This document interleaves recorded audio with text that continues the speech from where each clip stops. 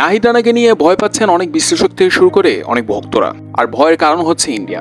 যে কোনো সময় নাহিদ রানার পিছনে পড়ে যেতে পারে ইন্ডিয়া, যেরকমটা পড়েছিল তাসকিন আহমেদের পিছনে। নিশ্চয়ই মনে আছে তাসকিন আহমেদের বোলিং অ্যাকশন নিয়ে কত পরীক্ষা নিরীক্ষা দিতে হয়েছে তাসকিনকে। তাসকিন যখন ক্যারিয়ারের পিক ফর্মে ছিলেন তখনই তার বোলিং অ্যাকশনের অবৈধ ঘোষণা করে আইসিসি। নামটা এসেছিল আইসিসির, কিন্তু তার পিছনে যে কারা ছিল তা তো আমরা প্রত্যেকেই জানি। তো এই বোলিং অ্যাকশন শুধানোর জন্য তাসকিন আহমেদকে যে কত কষ্ট কত পরীক্ষা নিরীক্ষা দিতে হয়েছে তা তো আমরা প্রত্যেকেই দেখেছি। অলমোস্ট ক্যারিয়ার ধ্বংসই হয়ে গিয়েছিল তাসকিনের সাথে ছিলেন আরাফাত সানিও। আরাফাত সানির ক্যারিয়ার তো ধ্বংসই হয়ে গিয়েছে, কিন্তু তাসকিন আহমেদ তার মেহনত তার ডেডিকেশন দিয়ে আবারও কামব্যাক করেছেন জাতীয় দলে। তো এই ভয়টাই নাহিদ রানাকে নিয়ে পাচ্ছেন অনেক বিশ্লেষকরা, কেননা নাহিদ রানাও তাসকিনের মতো ক্যারিয়ারটা দুর্দান্তভাবে শুরু করেছেন। তো যার কারণে নাহিদ রানাকে সতর্ক থাকতে বলছেন অনেকেই, কেননা বর্তমানে তো ক্রিকেট আর ক্রিকেট নেই।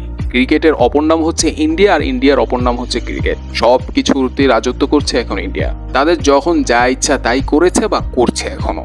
আর বাংলাদেশের সাথে তো একটু আলাদাভাবেই ইন্ডিয়ার ভালোবাসা রয়েছে, তা তো আমরা প্রত্যেকেই জানি। 2015 বিশ্বকাপ থেকে শুরু করে আরও যে কত উদাহরণ আছে ইন্ডিয়াকে নিয়ে, সেটার এখন যদি ব্যাখ্যা দেওয়া লাগে তাহলে তো ঘন্টা পার হয়ে যাবে। কিন্তু অন্যদিকে অনেক বিশ্লেষকরা স্বস্তির খবর দিয়েছেন যে নাহিদ রানাকে নিয়ে ভয় পাওয়ার আপাতত কোনো কারণ নেই, কেননা নাহিদ রানার বোলিং অ্যাকশনে কোনো সমস্যাই দেখছেন না বিশ্লেষকরা।